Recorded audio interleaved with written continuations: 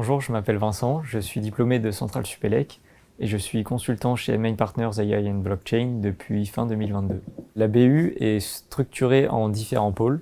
L'objectif de cette structuration, c'est de pouvoir montrer aux clients qu'on a une expertise dans différents domaines de l'IA.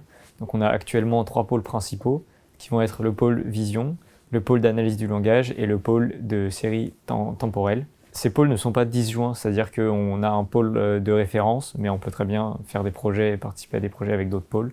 Ce sont des pôles qui vont être le lieu de notre travail en interne. Derrière, en mission, on va potentiellement faire des projets qui sortent du cadre du pôle.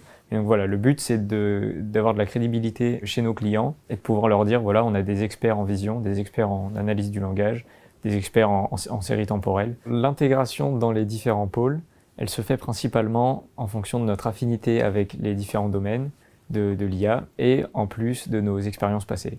Pour ma part, avant d'arriver chez Main Partners AI and Blockchain, j'ai travaillé sur un projet d'analyse de trafic autoroutier.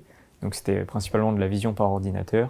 Et j'ai en plus une appétence pour ce domaine. Et donc quand je suis arrivé chez Endmind, c'est assez naturellement que j'ai été intégré à ce pôle. Alors la montée en compétence chez Endmind, c'est quelque chose qui est très important. Étant donné qu'on est référent, donc expert en quelque sorte d'un des domaines de l'IA, il faut qu'on se tienne au courant des dernières avancées dans ce domaine et de l'état de l'art du domaine. Et donc notre affectation, disons, aux différents projets, elle va dépendre bien sûr du temps libre qu'on a, puisque on doit aussi passer du temps en mission.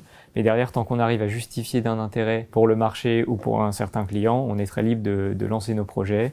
Et derrière, si d'autres consultants sont intéressés par le projet, ils sont libres de venir le rejoindre aussi. Ce qu'on fait au sein du pôle peut avoir un lien avec la mission, mais ce n'est pas une obligation. L'affectation en mission, elle se fait en fonction des appels d'offres que reçoivent les commerciaux.